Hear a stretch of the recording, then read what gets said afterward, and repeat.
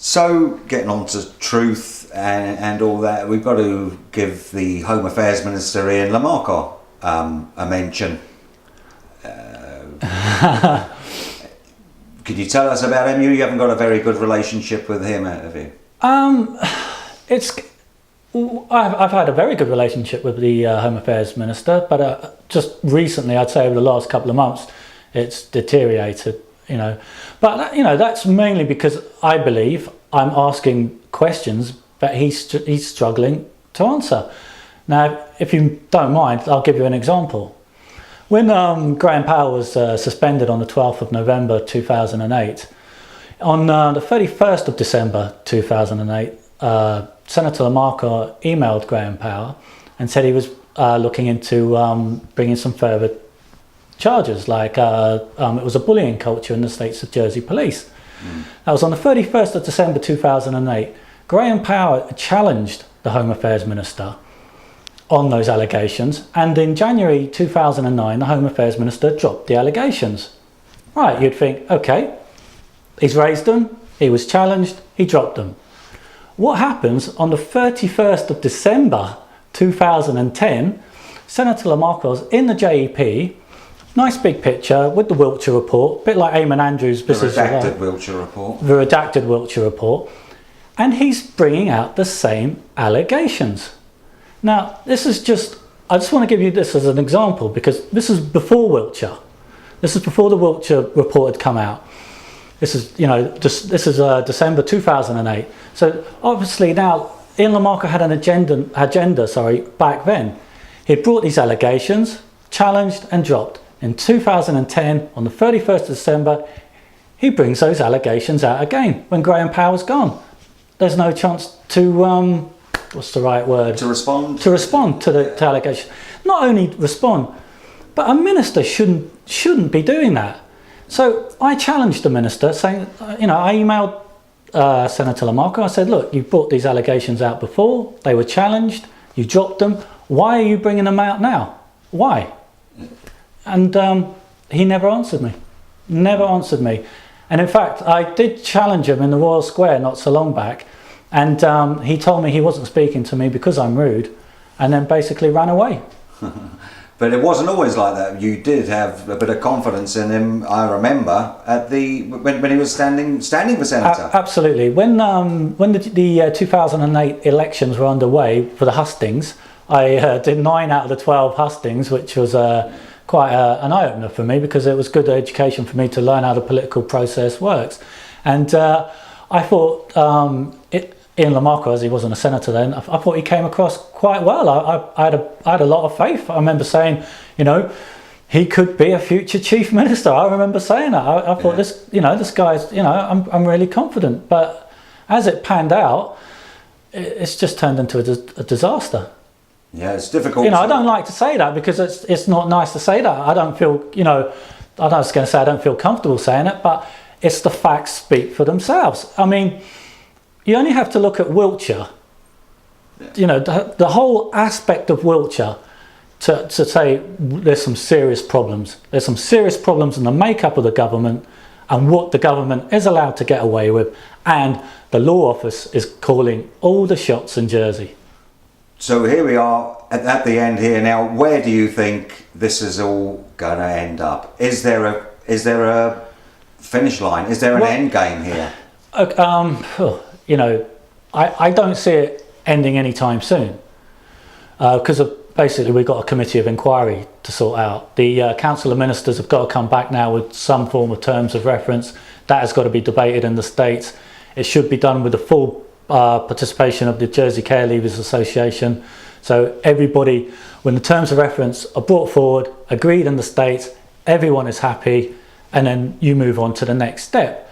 But I'd like to go back, because I think it's important that everybody realises what happened with Wiltshire. It was a disciplinary report or review. It was a disciplinary review into the conduct of Graham Powell in the historic child abuse investigation, with very specific terms of reference. Yeah. Now, Ian Lamarca dropped all the allegations against Graham Powell. That should have been the end of it. what happened. And again, the Jersey media. He was allowed to use the Jersey media to put a prosecution case against Graham Power as if the Wiltshire now was fact. It was like the Holy Grail. That was it. It was fact. ACPO? No, don't like ACPO.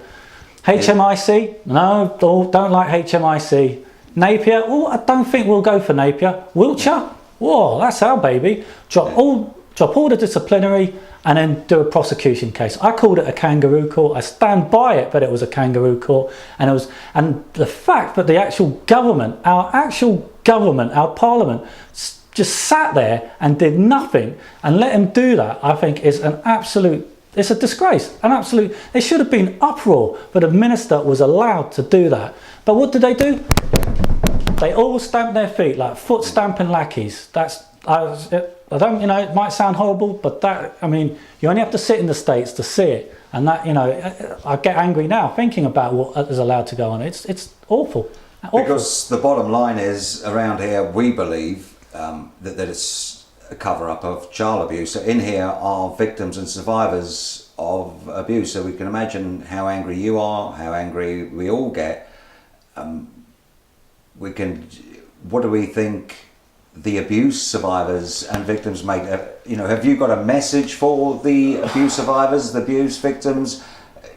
Well, it's good that we've got back to that, because I know Graham Power brings it up in his interview as well, and it is very important, and it is the reason I'm blogging, really, is because I know I've met quite a few abuse survivors. I know a lot of the stories, and I know it really touched me, and it still does, but I just think, again, someone had to fight the corner, someone had to, why should they, come out in front of cameras and all that, someone had to do it, and I'm not saying I'm some sort of like, I don't know the right word for doing it, but yeah, step forward and give them a voice, and I can do that through the blog. I helped organise the 2 marches, which were absolutely brilliant. It was absolutely brilliant to see everyone marching down through town. It was brought everyone together. It was really good.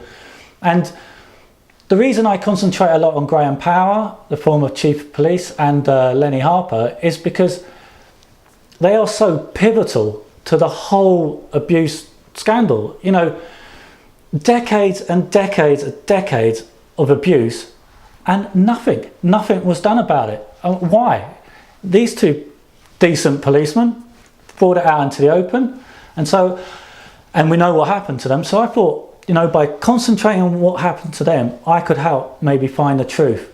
And that's like, I hope like any abuse survivor out there who reads my blog doesn't think, oh, I'm just fighting a corner for, like, say, Graham Power, Lenny Harper, because I'm not. It's through them I believe we will find the truth. Yeah, it's not about Lenny Harper, Graham Power. It's about the investigation. It's about the abuse survivors. They deserve justice. Absolutely. It's. I like to speak honestly. I can talk to myself. Not sounding patronising on this interview, but I was brought into a very loving, great family. I've had everything, that I could ask for. But I know some people weren't so lucky, and for whatever reason, but they were, people came out of their families and were put into the care of the States of Jersey. The last thing that should have been happening to them when they were moved into the States of Jersey care was to be abused. And the fact that it happened and nothing was done about it is just scandalous. It really is. So to wrap this up, no sign of giving up blogging yet then, and another year ahead, is it? There's thousands of unanswered questions out there, but why was it allowed to happen? How the 2 former chief police officer Graham Power and Lenny Harper broke the veil of secrecy, and look what happened to them. People have got to ask themselves why. Yeah. Why? And the media should be asking these questions. The media have got to ask a lot of questions. So, do the same time, same place next year? No, to be honest, I would like to do more interviews, to be honest, because I think what I'm covering on my blog, it gets written, you blog, you move on, And what I would like to do is look at some of my blog postings and some of the major parts and facts that I've pulled out, especially concerning the Home Affairs Minister. And let's not forget the Chief Minister, who I mean, you know, I don't mean, but I'm like, you know, the Chief Minister, isn't it? It says it all. Says it all. You know, he says 2 stupid words in the States, and he gets a round of applause. You know, it's just shocking. No, I want to carry on, but I would like to do interviews where I want to, you know, look at the facts and tell you know, your viewers, my viewers, you know, why we're doing, where we're going, and get the message out there. So more interviews to come then. Oh, absolutely. Look forward to it, Rico. Thanks for this one. Thank you very much.